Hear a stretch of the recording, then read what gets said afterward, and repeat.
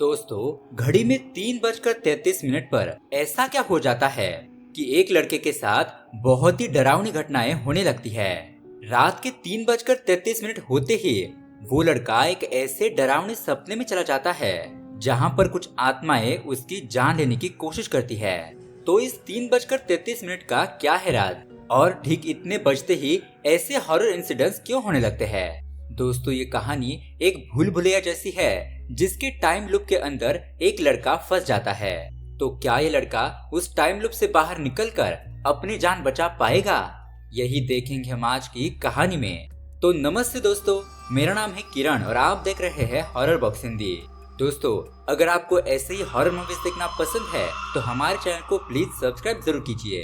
तो चलिए आज की कहानी शुरू करते हैं। कहानी की शुरुआत होती है करण नाम के एक बंदे से जिसकी उम्र 30 साल हो चुकी है।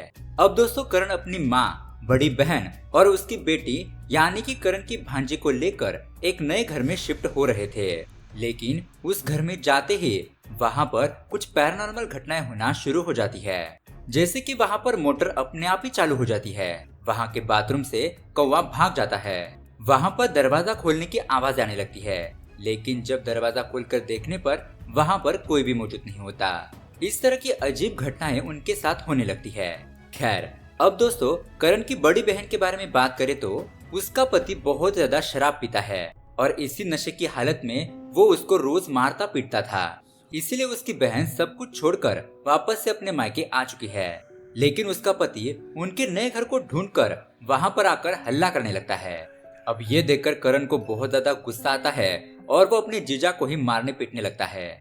यहाँ पर उसका जीजा डिवोर्स पेपर पर साइन करवाने के लिए आया था।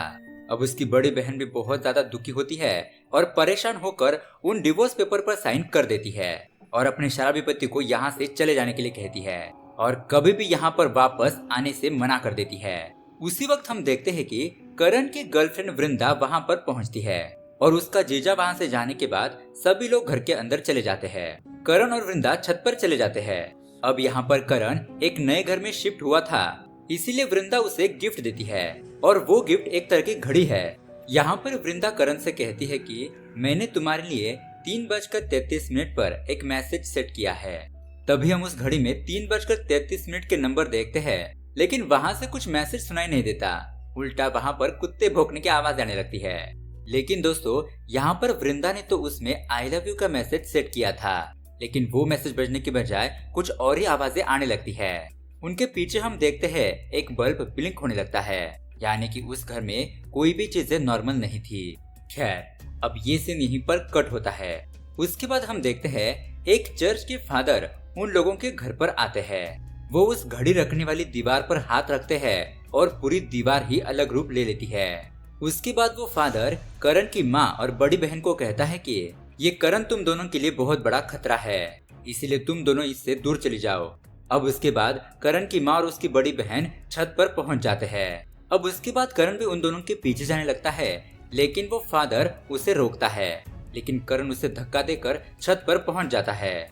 तभी हम देखते हैं कि करण की माँ और उसकी बड़ी बहन छत से नीचे कूद जाते हैं और तभी हम देखते हैं कि अचानक से करण की नींद खुलती है, यानी कि ये बस करण का सपना था। तभी हम देखते हैं कि घड़ी में 3:33 हुए थे और आंखें खोलते ही उठकर वो माँ माँ चिल्लाने लगता है। लेकिन वो थोड़ा सा भी हिल नहीं पा रहा था, ऐसा लग रहा था कि किसी ने उसे जकड़ कर रखा हो। और दोस्तों, जैसे ही 3:34 हो जाते हैं सब कुछ नॉर्मल हो जाता है। अब उसके अगली सुबह करण की नींद खुलती है और वो अपने माँ से कहता है कि माँ, कल रात मेरे सपने में पापा आए थे। जी हाँ दोस्तों, यानी कि जो चर्च वाले फादर थे वो उसके पिताजी थे। खैर, अब उसके बाद करण बाहर जाकर देखता है तो उसका फ्रेंड और उसकी पत्नी आई हुई थी। उसके फ्रेंड की पत्नी प्रेग्नेंट भी थी। अब दोस्तों, उसका दोस्त और उसकी पत्नी करण के घर के अंदर चले जाते हैं, लेकिन यहाँ पर हम देखते हैं कि वो मोटर अपने आप ही चालू हो जाती है। अब करण और उसका दोस्त छत पर जाकर बातें कर रहे होते हैं। तभी यहाँ पर नीचे उसके फ्रेंड की पत्नी वॉशरूम जाने के लिए बाहर निकलती है, लेकिन तभी उसे किसी की आवाज सुनाई देती है। वो चेक करने जाती है तो वहाँ पर कोई भी नहीं था। इसी वजह से वो अब ऊपर जाने लगती है। यहाँ हम देखते हैं कि छत की टंकी में पानी फुल भर जाता है और पूरे छत पर पानी फैल जाता है। तभी उस छत पर जो लाइट बल्ब होता है वो अचानक से टूट जाता है और उस पानी में वायर गिर जाती है। अब उस छत पर जो पानी आया हुआ था वो सीढ़ियों से होकर नीचे जाने लगता है और यहाँ पर हम देखते हैं कि करण के फ्रेंड की पत्नी ऊपर आ रही थी, लेकिन वो नंगे पांव थी, इसीलिए उसे करंट लगता है और वो नीचे गिर जाती है। अब सीढ़ियों से नीचे गिरने की वजह से उसे बहुत बुरी तरीके से चोट लग जाती है और उसके बच्चे की मौत हो जाती है। अब इस घटना के बाद सभी लोग दुखी हो जाते हैं और करण फ्रेश फील करने के लिए नहाने चला जाता है। तभी उसे वृंदा का कॉल आता है, जिस पर वृंदा उसे कहती है कि मैं छत पर तुम्हारा इंतजार कर रही हूँ। अब यहाँ पर करण बिना कुछ सोचे समझे छत पर चला जाता है, लेकिन वहाँ जाकर वो देखता है तो वहाँ पर कोई भी नहीं था। तभी वो पीछे मुड़कर देखता है और अचानक ही चारों तरफ अंधेरा छा जाता है और कोई करण के पास आकर हंसते हुए कहता है कि आई लव यू। तभी घबराते हुए करण कौन है ऐसा पूछने लगता है, तो वो अपने आप ही उस घड़ी के पास पहुंच जाता है। उसके बाद वो गुस्से में उस लाइटर को उस घड़ी में फेंक देता है, जिससे कि उस घड़ी में आग लग जाती है। तभी अचानक करण जाग जाता है, यानी कि ये भी बस करण का एक बहुत बुरा सपना था। लेकिन आज भी टाइम 3:33 ही हो रहा था। अब दोस्तों उसके अगले दिन सुबह हम देखते हैं कि करण छत पर चाय पी रहा होता है और उसकी बहन वहाँ पर कपड़े सुखा रही थी। अब वो चाय पीकर नीचे जाने लगता है, लेकिन तभी वो देखता है कि उसकी बहन तो नीचे से ऊपर आ रही है। ये देखकर तो उसके तो होश उड़ जाते हैं। वो सोचता है कि अगर उसकी बहन नीचे से आ रही है तो ऊपर छत पर कौन है। वो फिर तुरंत ही छत पर जाकर देखने लगता है, लेकिन वहाँ पर कोई भी मौजूद नहीं था। अब उसकी बहन उसे नहाने जाने के लिए कहती है और यहाँ पर हम देखते हैं कि करण को हेलुसिनेशन हो रहे थे।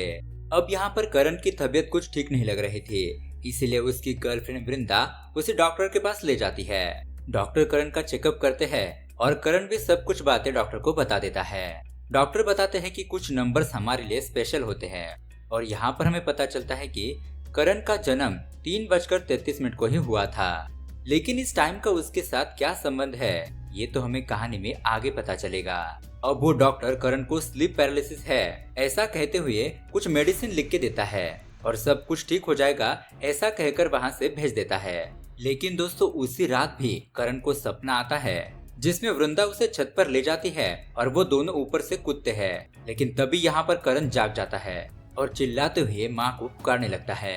तभी हम शीशे में देखते हैं एक भयानक औरत उसके ऊपर बैठी हुई है।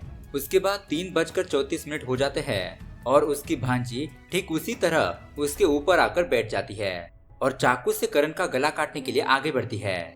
लेकिन दोस्तों दरअसल ये भी करण का एक सपना ही होता है। अब वो नींद से जाग जाता है और उसे छत से कुछ आवाज आने लगती है, इसीलिए वो देखने के लिए छत के ऊपर चला जाता है। तो उसकी भांजी ठीक उसी तरह छत से कूद रही होती है, लेकिन ऐन मौके पर करण जाकर अपनी भांजी को पकड़ लेता है और उसे नीचे खींचकर उसकी जान बचा लेता है। यहाँ हम इस तरफ देखते हैं उसकी बड़ी बहन अपनी बच्ची को बेड पर ना देखकर उसे ढूंढने जाती है और यहाँ पर करण की माँ करण का आवाज सुनकर छत की ओर जाने लगती है।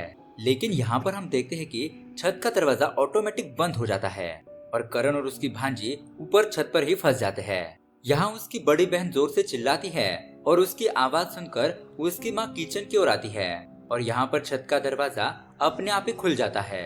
अब करण और उसकी भांजी जाकर किचन में देखते हैं तो उसकी माँ और उसकी बहन को किसी आत्मा ने पजेस कर लिया था। अब ये देखकर वो दोनों ही बहुत ज्यादा घबरा जाते हैं और किसी तरह अपनी जान बचाकर वहाँ से बाहर निकलते हैं। खैर अब उसके अगली सुबह करण कुछ प्रिस्ट को और उसके साथियों को अपने घर पर लेकर आता है। वो प्रिस्ट वहाँ पर जब कदम रखता है तो वो समझ जाता है कि यहाँ पर कोई नेगेटिव एनर्जी जरूर है। अब यहाँ पर वो प्रिस्ट करण को बहुत ही गौर से देखने लगता है और उसके घर के अंदर जाते ही उसकी माँ और बहन पजेस हालत में बैठी थी। जैसे ये सब उस घर में एंटर करते हैं वो दोनों ही उन पर हमला कर देती है, लेकिन किसी तरह से वो सभी लोग मिलकर उन दोनों को कंट्रोल में लाते हैं और वो प्रीस्ट एक रिचुअल करता है जिससे कि वो आत्मा उनके शरीर को छोड़कर चली जाती है। अब उसके थोड़ी देर बाद वो प्रीस्ट उसके परिवार से यही कहने लगता है कि करण के साथ जो भी रहेगा उसके साथ बहुत बुरा होगा। सिचुएशन अभी कंट्रोल में है लेकिन ज्यादा दिन तक ऐसा नहीं चलेगा। इसीलिए उसकी माँ और उसकी बहन को करण से दूर चले जाना चाहिए। अब ये सब कुछ जानने के बाद करण बहुत ही ज्यादा टूट जाता है। वो अपनी गर्लफ्रेंड वृंदा को उससे दूर रहने के लिए कहता है, लेकिन दोस्तों वृंदा उससे दूर नहीं रहना चाहती थी। अब उसके बाद हम देखते हैं करण ज्यादातर हेलुसिनेशन करने लगता है, जिसके अंदर वो देखता है कि वृंदा भयानक रूप लेकर उसे छत पर जाने के लिए मजबूर करती रहती है और उसे छत से कूदने के लिए कहती रहती थी। खैर, अब वो ये सब कुछ घटनाओं के बारे में इंटरनेट पर रिसर्च करने लगता है। तभी इसी दौरान उसे एक पैरानॉर्मल इन्वेस्टिगेशन का इंटरव्यू देखकर पता चलता है कि दरअसल 9th सेंचुरी में इंसान 3 नंबर को भगवान मानकर पूजा करते थे, जिसके अंदर काफी शक्तियां थी। हमारे जीवन के सारे कनेक्शन 3 नंबर के साथ ही जुड़े हुए हैं।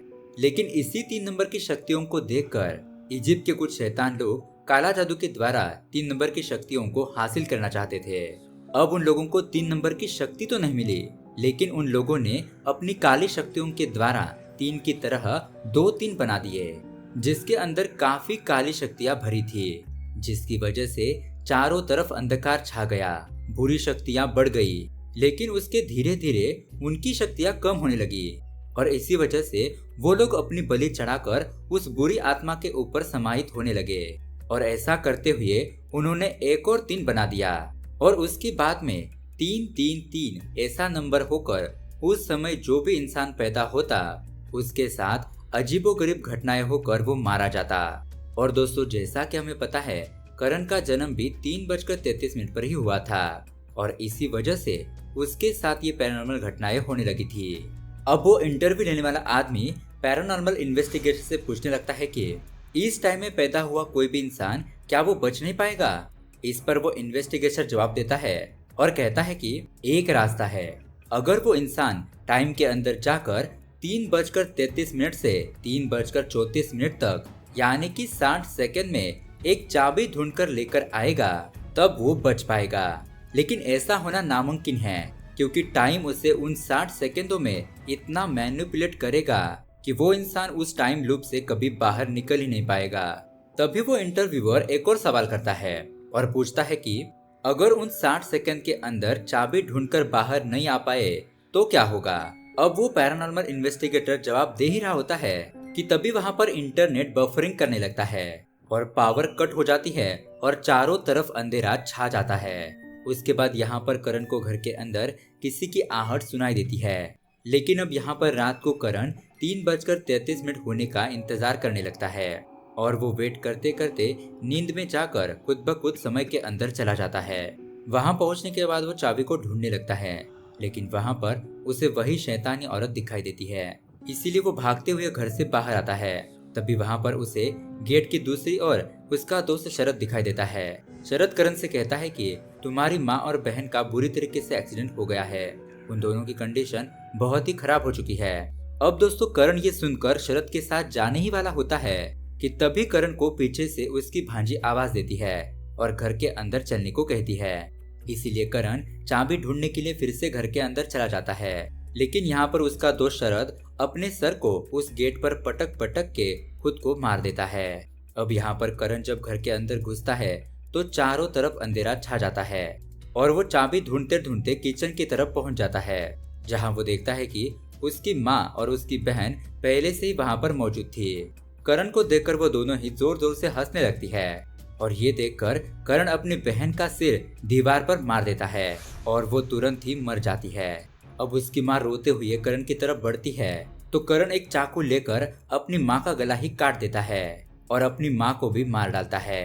अब यहाँ पर हम देखते हैं करण के ऊपर खून सवार था। उसके बाद वो अपनी भांजी को भी भूत समझकर मार डालता है और फिर घर के अंदर चाबी को ढूंढने लगता है क्योंकि उसे इस टाइम लूप से बाहर निकलना था। अब चाबी को ढूंढते ढूंढते उसे चाबी मिल जाती है और वो उस चाबी को लेने के लिए आगे बढ़ता है, लेकिन चाबी लेते समय उसके सामने वही डरावनी औरत फिर से आ जाती है। लेकिन वो किसी तरह से चाबी को लेकर गेट को खोलकर बाहर निकल जाता है और वहां से बाहर निकलते ही वो उस समय से भी बाहर आ जाता है। अब उस समय से बाहर निकलते ही वो देखता है सभी लोग उसे अजीब तरह से देख रहे हैं और तभी वहां पर पुलिस आकर उसे मारने पीटने लगती है और घर के अंदर ले जाती है। यानी कि दोस्तों करण ने सच में अपनी माँ, बहन और भांजी को मार डाला था। करण वो सब कुछ छलावा या फिर भ्रम समझ रहा था, लेकिन ये तो असलियत थी। उसके बाद हम देखते हैं लैपटॉप पे वीडियो चलते हुए वो पैरानॉर्मल इन्वेस्टिगेटर कहता है कि अगर उन 60 सेकंड में वो चाबी ढूंढकर वापस नहीं लौटता तो वो सब कुछ सच में हो जाएगा जो जो उसने उस समय अंदर किया था। यानी कि अगर वो इंसान 60 सेकंड के अंदर बाहर नहीं आया तो उसके साथ वो सारी घटनाएं सच में होगी। यानी कि दोस्तों करण 60 सेकंड के अंदर बाहर नहीं निकल पाया था। अब करण ये सब कुछ देखकर ये सहन नहीं कर पाता और वो इस बार खुद सच में छत से कूद जाता है और अपनी जान दे देता है। अब दोस्तों 3:33 की जो बुरी शक्ति थी वो करण को मारना चाहती थी और अंत में वैसा ही होता है। दोस्तों जैसा कि हमने सपने में देखा था कि करण के पिताजी ने उनके परिवार को समझाया था और उनसे कहा था कि उन लोगों को करण से दूर रहना चाहिए। उस प्रिस्ट ने भी करण की माँ और उसकी बहन को भी समझाया था, लेकिन उन लोगों ने किसी की भी बात नहीं मानी और अंत में उनके साथ भी बुरा ही हुआ। अब उसके कुछ दिन बाद हम उस वीडियो वाले पैरानॉर्मल इन्वेस्टिगेटर को देखते हैं। वो अब करण के घर पर आता है और वहाँ पर इन्वेस्टिगेशन करने लगता है। वो इन्वेस्टिगेटर उस दीवार को ऑब्जर्व करता है और उसे पता चलता है कि यहाँ पर किसी ने 333 की पूजा की थी और करण और उसकी फैमिली यहाँ पर रहने के लिए आ गई और करण का जन्म भी 3:33 पर हुआ था। इसी वजह से करण उस बुरी शक्ति का शिकार हो गया। उसके बाद वो पैरानॉर्मल इन्वेस्टिगेटर करण से कनेक्ट करने की कोशिश करता है और हम देखते हैं कि उसके फोन पर 333 का कॉल आता है और यहाँ पर टू बी कंटिन्यू लिखकर आता है और ये कहानी यहीं पर एंड हो जाती है। तो दोस्तों आपको ये कहानी कैसी लगी हमें कमेंट करके जरूर बताइएगा। साथ ही ऐसे ही हॉरर मूवीज देखने के लिए हमारे चैनल को सब्सक्राइब जरूर कीजिए। वीडियो देखने के लिए आपका धन्यवाद।